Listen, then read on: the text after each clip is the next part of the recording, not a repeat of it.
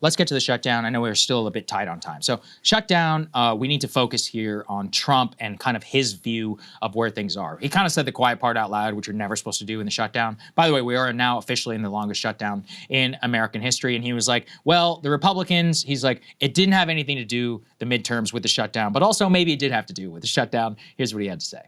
But I thought we'd have a discussion after the press leaves about what last night represented and what we should do about it, and also about the shutdown, how that relates to last night. I think if you read the pollsters, the shutdown was a big factor, negative for the Republicans, and that was a big factor. And they say that I wasn't on the ballot was the biggest factor, but I don't know about that, but I was honored that they said that.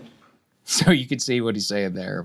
Well, you know, if you read the pollsters, the shutdown was a big factor, negative for Republicans, but I wasn't on the ballot. And also, don't worry, the shutdown didn't have too much to do with it. That's why we need to nuke the filibuster. And that's, you know, obviously that's gaining some steam, although I don't think that's really going to happen with a lot of these Republicans. Well, and reportedly behind closed doors, he was much more like, we've got to open the freaking government. Yeah. Oh, yeah. I mean, look, he's not stupid. I mean, anybody who's looking right now. In a sense, I feel like that is cope. Because if you think that these election results were just about the shutdown, sure, I think they actually had pretty little to do with it. I totally agree, but nothing is worse than chaos. I mean, what did I just say? When feeling out of control. Actually, let me just go and put that up the top. B7, please. Put that up here on the screen, the last element. The FAA just today announced it's cutting thousands of flights starting tomorrow due to the shutdown. 10% of air traffic at 40 major airports. I cannot even quantify the billions of dollars in lost profit, productivity, and more as a result of this. Airline stocks are going to take a dive.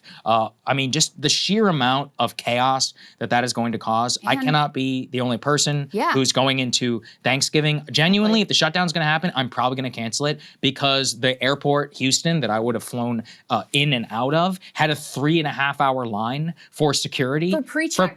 For pre-check for 3.5-hour line. And I'm like, yeah, I'm not subjecting my kid to that. Like oh my God, can you imagine what a nightmare? Yeah, having a 6-month, like it's not happening. Like I would rather die than experience I would rather that. walk to Houston. I would walk from Houston to Washington, D.C. I'm not the only person. I bet you. Well, and that is who's the tracking thing. that. It's like, you know, most of the year it's mostly like business traveler. Like Thanksgiving is the time when normal people are traveling with their kids and they are planning far in advance. So they're looking now at these headlines and going, I don't know if this is gonna happen. Like, I may pull my trip, I may not make those plans. I'm sorry, Grandma, it's not happening this year. I mean, those sorts of things are already happening with where we are in the shutdown right now. Yeah, exactly. So there's that with the shutdown, and then there's the politics of the shutdown with Mike Johnson speaking out, saying, actually, the shutdown had nothing to do with what happened. Take a listen to that. I don't think the loss last night was any reflection about Republicans at all. I think people are frustrated and angry, as we are. I am, the president is, and we express that different ways. No reflection on Republicans. Okay. Oh, did it? Did it? Okay, yeah, exactly. Then you've got some of the stuff going on right now with the Democrats where, no shit, they're hardening their position. Wouldn't you? After you just won this election, let's put the next one, please, on the screen. The Democrats warned of hell to pay if they cut the, quote, weak post-election shutdown deal. So they're showing that they are absolutely ironclad. They don't want to budge because of the healthcare premiums. I mean, you know, actually, you know what's interesting? My tweet about my in-laws went massively viral. Really? Yeah, because I tweeted their insurance premium. It wasn't even a political statement. I just said, my in-laws' Obamacare premiums went from $1,800 to $4,200 a month. And I mean, it got like thousands of retweets and it was shared like all over the health spectrum. Republicans were like, yeah, see, that's why there shouldn't be any subsidies. And then Democrats were like, see, this is what happened to, but I was like, that's just the reality, okay? And as you and I have discussed, Obamacare is a horrible system. No one should even be paying $1,800. No one should be trying to subsidize $1,800 to $4,200. By the way, it's not that like they're the early retirees of Mike and Shelley, they're self-employed, okay? Just over for everybody's information. And, they just happen to live in this little state called Pennsylvania, if you've ever heard of it. And maybe it's electoral importance. Somebody else can enlighten me as to what it is. But that's happening to a lot of people. And no matter who you are, really on the political spectrum, if you go from $1,800 to $4,200 a month in healthcare, you are just going to start asking a lot of questions about whose fault is that. Again, I think Obamacare is a horrible system. I think the subsidies are incredibly stupid and they just subsidize the healthcare companies. I think it actually inflates healthcare prices, etc. I could go on forever about the critics, but at the end of the day, you're still probably going to be in a more politically popular position to say, hey, let's not make it so people have to pay $4,200 a month for healthcare, right? In the immediate term. So yeah, that's kind of a winning position, especially if that's what you're generally going to offer people. Put it all together, it's not good, and there's like maybe one Republican who is speaking out against it. Yeah, that would be Steve Bannon. We can put the next element up on the screen, who, I think Republicans, I think Emily shared this, the one thing they were saying, the only silver lining for us is Zoran getting elected. And Bannon's like, listen, not so fast.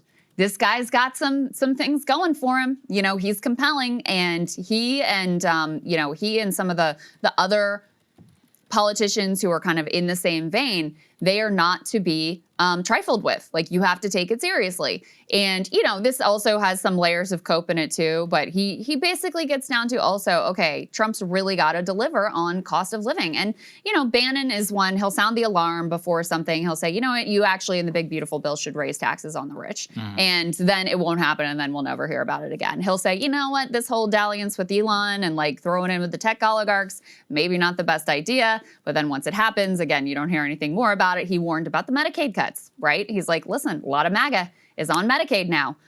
Same with food stamps. A lot of MAGA is on food stamps as well. And, even though court said you have to pay out, they said they're going to do 50%. That is not forthcoming whatsoever. I mean, that's a huge number of people who are really going to be immediately suffering right now because of those food stamp cuts. So yeah, he's sounding the alarm. He's not sounding like J.D. Vance saying, oh, nothing to see here. It was just, blue states. He's saying, no, the Zoran guy is something you should be taking seriously, and you better get to work on the economy or else you're going to be in a very dire situation. Well, let's pull over an element which we didn't end up using. Per the NBC News exit polls, Mamdani lost immigration voters by 26 points, crime by 41. But he won cost of living by 36, and they represented 55% of the electorate. That's the whole ball game. It's all cost of living, 100% period. So that's why, if you think about 2024, it was an economy election, but it was also an immigration election. It was also a crime election. And so, yeah, that's why the Republicans probably fared better in the aggregate. But if the entire discussion is going to come down to cost of living, the Democrats, as the opposition party, they're going to beat your ass, even if they have much less popular positions on trans, on crime, whatever, immigration, etc.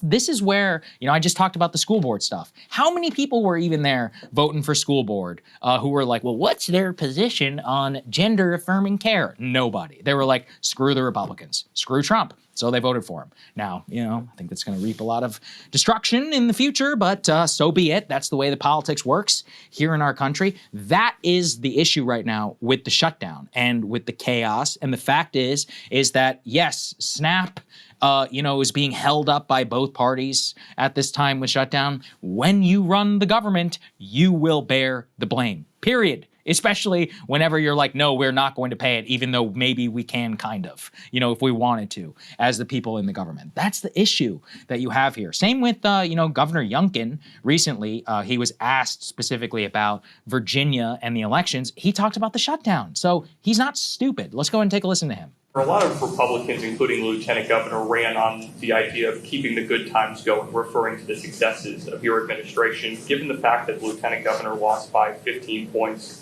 Republicans are on track to lose more than a dozen House seats. Is it possible that Virginians don't see your administration the same way that you do? Well, I believe that Virginians thoroughly support what we've been doing. I mean, at the end of the day, when people say, is the state heading in the right direction? People say yes. As I said, I firmly believe that particularly the government shutdown was a very, very big challenge as we ran into this election. We have 330,000 government workers here that weren't getting paid. That is a real challenge heading into an election. And therefore, I, again, encourage the Senate to please open the government, because Virginians are hurting. And it's time for the government to get back open and then for you all to do your work. Okay, let's move on. Hey, if you like that video, hit the like button or leave a comment below. It really helps get the show to more people. And if you'd like to get the full show ad-free and in your inbox every morning, you can sign up at breakingpoints.com. That's right. Get the full show, help support the future of independent media at breakingpoints.com.